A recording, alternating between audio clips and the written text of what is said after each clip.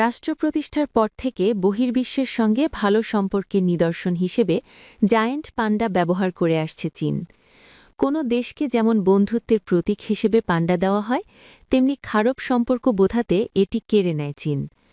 Taiwan ইস্যুতে জাপানের প্রধানমন্ত্রী সানায়ে তাকাইচির সাম্প্রতিক মন্তব্যের পর দুদেশের সম্পর্কে টানাপোড়েন চলছে। মাঝে যুদ্ধাবস্থাও তৈরি হয়েছিল, আর এর মাঝে পান্ডা ফিরিয়ে নিচ্ছে চীন। দেশটির এই পান্ডা ডিপ্লোমেসি নতুন করে আলোচনায় এনেছে জাপানের সঙ্গে কূটনৈতিক, রাজনৈতিক, অর্থনৈতিক সম্পর্ক ইস্যুকে। এই পান্ডা ডিপ্লোমেসির অংশ হিসেবে জাপানকে ১৯৭২ সালে প্রথমবারের মতো পান্ডা উপহার দেয়।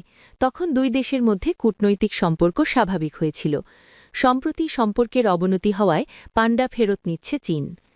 জাপানের উয়েনো চিড়িয়াখানায় রোববার হাজার হাজার মানুষ জড়ো হয়েছেন দেশের শেষ দুটি জায়ান্ট পান্ডাকে বিদায় জানাতে।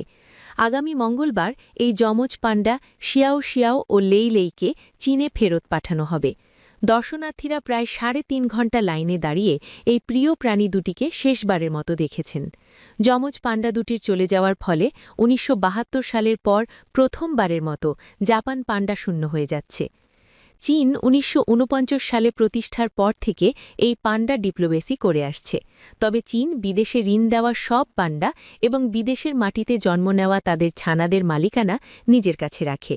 এর বিনিময়ে স্বাগতিক দেশগুলোকে প্রতি জোড়া পান্ডার জন্য বছরে প্রায় $১০ লাখ ফি দিতে হয়। টোকিও কর্তৃপক্ষ জানিয়েছে, চিড়িয়াখানায় শিয়াও শিয়াও ও লে লেই শেষবার দেখার জন্য নির্ধারিত ৪,৪০০টি স্থানের বিপরীতে প্রায় ১,০৮,০০০ মানুষ আবেদন করেছিলেন। শিয়াও শিয়াও ও লে লেই ২০২১ সালে উয়েনো চিড়িয়াখানায় জন্মগ্রহণ করেছিল। পান্ডা দুটির মা শিনশিন ও বাবা রি রিকে প্রজনন গবেষণার উদ্দেশ্যে চীনের পক্ষ থেকে জাপানকে ঋণ দেওয়া হয়েছিল।